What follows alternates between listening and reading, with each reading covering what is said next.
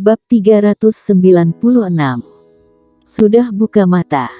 1. Peona An melakukan apa yang dia katakan dan segera mulai menghitung. Tangan kanan Sino Feng perlahan mengepal, dan gelombang energi yang mengerikan terus mengamuk di sekelilingnya, menyebabkan ruang di sekitarnya terus terdistorsi dan berubah bentuk, dan momentumnya sangat mengejutkan. 2. Suara Peona An sangat tenang, seolah-olah hanya menghitung. Master di sekitar mereka tampak terkejut, terutama Sino Feng, niat membunuh di matanya seperti esensi. Peona An mengangguk sedikit, dan berkata, "Jika ini masalahnya, maka kamu bisa tinggal di sini." Begitu kata-kata itu jatuh, seorang wanita berbaju hitam muncul dengan aneh di depan Sino Feng, dan kemudian, belati datang ke leher Sino Feng secara instan, lebih cepat dari kilat. Tentu saja, yang lebih penting adalah kekuatan yang menakutkan yang terkandung di belati itu. Dimanapun belati itu lewat, celah ruang gelap gulita langsung muncul, dan kepekatan yang mencuat dari ruang gelap gulita itu membuat orang bergidik. Menonton adegan ini, wajah Christine Feng dan yang lainnya berubah drastis, karena wanita berbaju hitam di depannya setidaknya adalah Master Alam Kaisar kelas 3. Pupil mata Sino Feng menyusut dengan hebat, dan bulu keduk seluruh tubuhnya berdiri dalam sekejap. Saat dia bergerak, dia menghilang di tempat. Ketika dia muncul, dia berada ratusan kaki jauhnya. Hanya Alam Kaisar, dan berani sombong di kota kuno ini. Mata Peona An dingin, dan berkata, "Biarkan dia tinggal di sini selamanya. Aku ingin orang melihat, di medan perang kuno ini, apa akhir dari orang yang memprovokasi martabat keluargaan aku." Wanita berbaju hitam itu sedikit mengangguk, dan segera menghilang di tempatnya. Di samping, Hasan kian menggelengkan kepalanya sedikit, diam-diam mengatakan bahwa Sino Feng tidak tahu diri. Meskipun Sino Feng adalah Alam Kaisar, ada juga yang kuat dan lemah di Alam Kaisar. Sino Feng bukanlah Alam Kaisar kelas 1, sedangkan perempuan berbaju hitam itu adalah Alam Kaisar kelas 3. Ketahuilah, setelah naik ke Alam Kaisar, setiap kali naik satu tingkat, itu sama sulitnya dengan mendaki, dan tantangan untuk melompat tingkatan pada dasarnya tidak ada. Tentu saja, kecuali beberapa jenius super. Ini juga alasan mengapa Sino Feng memilih untuk melarikan diri tanpa ragu-ragu setelah melihat wanita berpakaian hitam. Peona An menatap semua orang dengan dingin, lalu berbalik untuk melihat warrior Yang, dan berkata, "Ayo pergi. Pergi." Warrior yang tersadar dan berkata, "Tapi energi keberuntungan itu."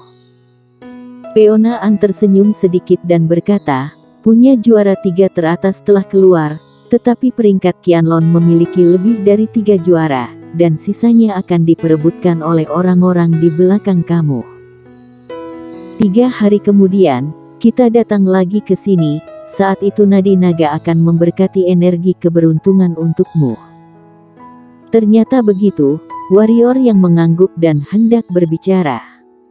Pada saat ini, wanita berpakaian hitam yang telah pergi tiba-tiba muncul di lapangan lagi. Ketika melihat wanita berpakaian hitam lagi, semua orang di lapangan mengubah wajah mereka, karena di tangan wanita kulit hitam itu, ada kepala berdarah, dan itu adalah kepala Sino Feng.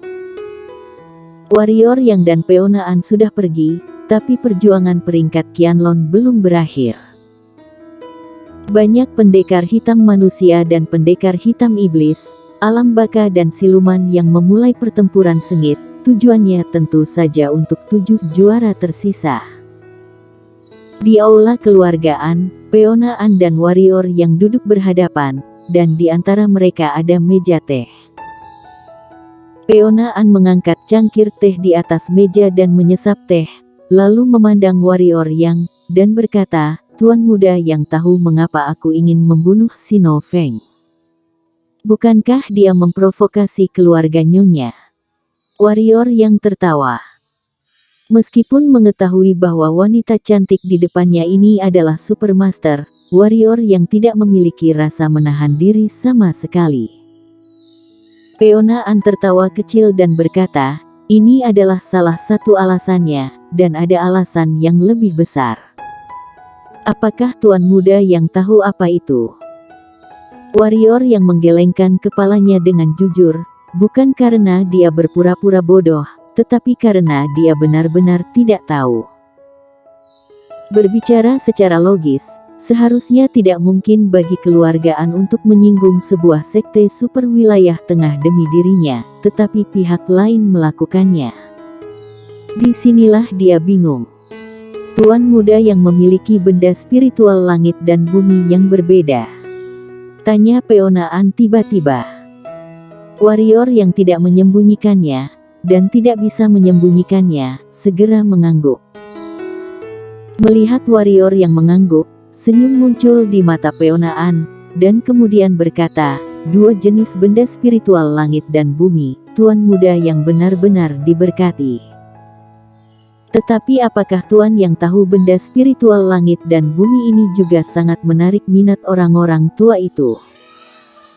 Kamu mengekspos dua jenis benda spiritual langit dan bumi, apakah kamu tahu bahwa banyak orang mengincar kamu?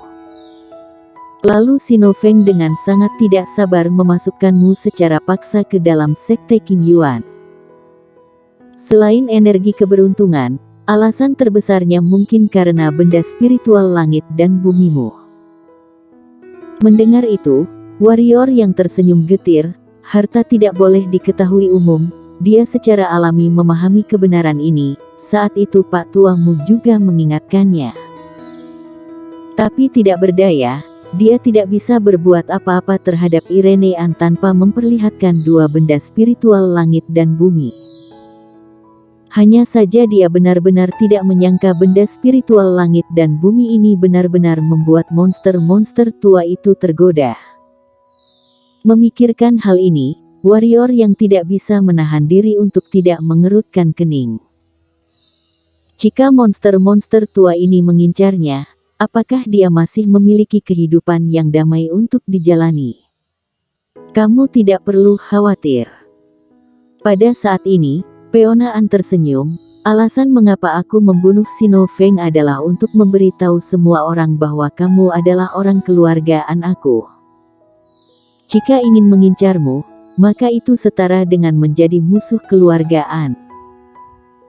Di medan perang kuno ini, jika berani menjadi musuh keluargaan kami, maka harus menimbang apakah nyawanya cukup keras.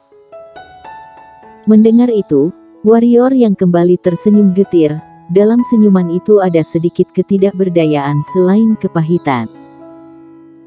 Bagaimana mungkin dia tidak mengetahui tujuan wanita di depannya? Dengan demikian, dia warrior yang setara sudah dicap sebagai orang keluargaan. Meskipun masalah langsung telah diselesaikan, siapa yang tahu mungkin lebih banyak masalah akan datang. Tapi warrior yang masih berterima kasih kepada wanita di depannya, karena tanpa bantuannya, dia bahkan tidak bisa menyelesaikan masalah hari ini. Warrior yang berkata, tidak peduli bagaimanapun, aku tidak akan pernah melupakan budi Nyonya An dalam masalah ini.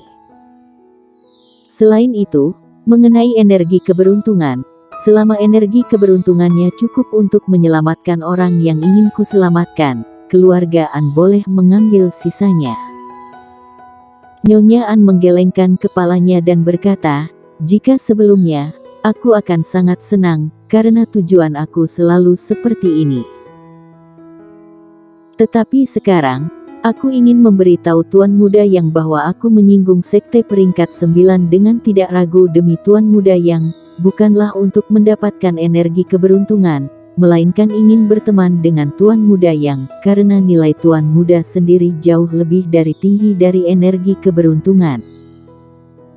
Warrior yang terkejut, dan kemudian berkata, dengan kekuatan Nyonya An, aku seharusnya bisa melihat bahwa aku tidak punya banyak waktu untuk hidup, kan? Nyonya An telah berinvestasi begitu banyak pada aku apakah tidak takut tidak akan bisa mendapatkan modal kembali? Peona An mengangkat cangkir teh di atas meja di depannya lagi dan menyesapnya, lalu berkata, apakah tuan muda yang masih belum bisa merasakan bahwa alasan aku melakukan ini hanya untuk berteman dengan tuan muda yang... Jika tidak, bagaimana menurutmu? Apakah aku akan menyinggung sekte peringkat 9 untuk orang yang sekarat? Selain itu, tuan muda yang memiliki potensi dan jika dapat mematahkan kutukan Tuhan dan bertahan hidup, tetapi dalam ratusan tahun, tuan muda yang tidak akan bisa memberikan bantuan untuk keluargaan aku, kan? Dan di ratusan tahun ini, semua mungkin terjadi. Jadi, tuan muda, apakah kamu mengerti maksud aku?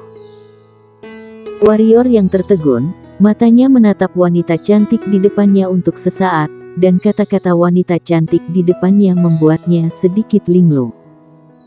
Ingin berteman dengannya. Seorang wanita dengan kekuatan tak terduga ternyata mengatakan bahwa dia ingin berteman dengannya. Apakah pihak lain benar-benar menggodanya? Atau apakah pesonanya sendiri terlalu besar? Pada saat dia berjalan keluar dari aula, warrior yang masih sedikit bingung. Setelah warrior yang meninggalkan aula, seorang wanita berbaju hitam muncul di belakang Peona An. Wanita itu berkata, gadis, apakah kamu sudah berpikiran terbuka? Peona An sedikit terkejut, sedikit kebingungan muncul di matanya, dan berkata, Bibi, kamu benar, aku harus mencobanya. Kebetulan, aku tidak punya firasat buruk padanya, coba saja. Di sebuah ruangan, warrior yang memandang Clara Xiao di tempat tidur, rasa kasihan melintas di matanya, mengulurkan tangannya untuk membelai pipi Clara Xiao, dan berkata dengan lembut, Clara, dalam 3 hari, kamu akan sadar. Selesai bicara, warrior yang menggerakkan tangan kanannya ke bawah perlahan, dan mendekati dada Clara Xiao. Meskipun setiap kali mengirimkan umur untuk Clara Xiao, warrior yang harus mengakui bahwa dia tergila-gila dengan rasa ekstasi. Dibandingkan dengan masa lalu, warrior yang menanggalkan pakaian lebih cepat kali ini, dan dalam beberapa napas, Clara Xiao menjadi domba putih kecil. Melihat domba putih kecil di depannya, warrior yang tiba-tiba muncul api jahat di bawah perut, dan kemudian tubuhnya perlahan menekan. Keduanya baru saja bergabung, tiba-tiba, Clara Xiao sedikit mengernyit, dan kemudian matanya perlahan terbuka. Bersambung.